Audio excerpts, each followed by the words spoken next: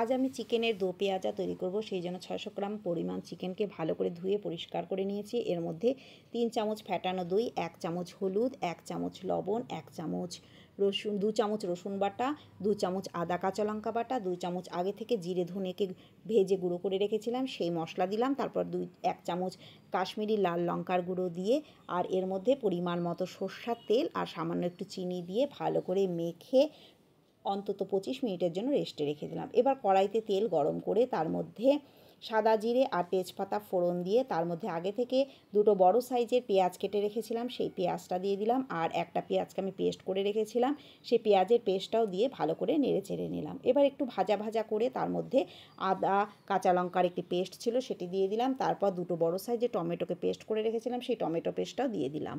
এর মধ্যে 1 চামচ পরিমাণ জিরের গুঁড়ো, হাফ চামচ ধনের গুঁড়ো, 1 চামচ পরিমাণ লবণ, 1 চামচ হলুদ দিয়ে মশলাটাকে ভালো করে কষিয়ে নেব।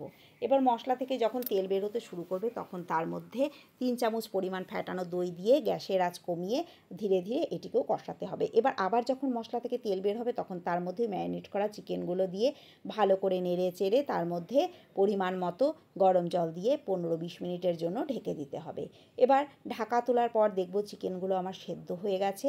তখন আমি আগে থেকে কিছুটা কাসুরি মেথি গুঁড়ো করে রেখেছিলাম সেই 2 চামচ পরিমাণ কাসুরি মেথি আর কিছুটা গরম মশলার গুঁড়ো দিয়ে ভালো করে নেড়ে চেড়ে আবারও 2 মিনিটের জন্য ঢেকে দেবো।